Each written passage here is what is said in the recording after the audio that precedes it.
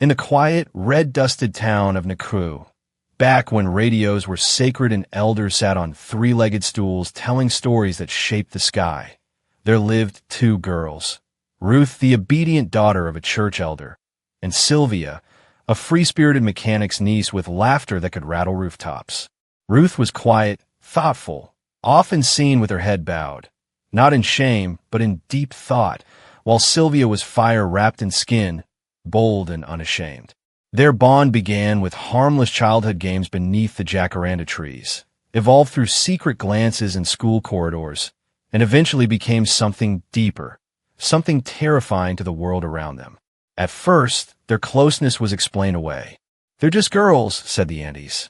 "Innocent friendship," whispered the church elders.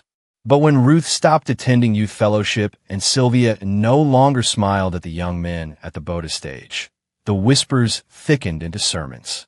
One Sunday, Ruth's father discovered a note in her Bible, scribbled in her neat handwriting, folded delicately. "Silvia, I don't want to hide anymore. Let the world burn. I choose you." That was the beginning of the storm. Silvia was dragged before the bishop, drenched in holy water and shame. Ruth was shipped off to Eldoret, supposedly for her protection. Their names became cursed, spoken only behind closed doors, as if love itself had turned into something monstrous. But Nakuru changed too. The skies turned gray, rains came too early, the flamingos left Lake Nakuru without warning, and the air felt heavier, like a town choking on its own silence. Then one night, fire broke loose. A mechanic's garage, Silvia's uncle's place, lit up in flames that danced but didn't spread.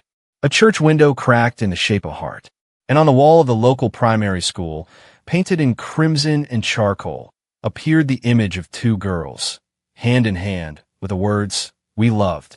You looked away. No one saw who did it, but everyone knew. The elders held emergency meetings, pastors called for mass repentance, and whispers of curses floated in the marketplace. But the town never returned to normal. Rain fell without pattern.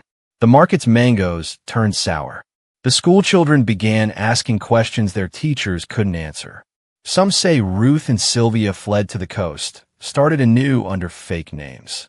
Others believe they died in secret, buried by their own people's fear.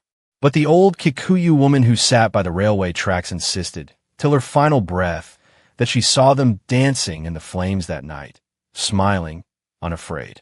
From that day forward, no one mentioned Ruth or Silvia by name, but every girl who laughed too loud or walked too close to another was watched with sharp eyes and sharper judgment. The town had learned to punish what it didn't understand, and in doing so, it buried not just two young lovers, but a part of its soul. For when tradition looked away, truth did not vanish. It simply waited for someone brave enough to look back.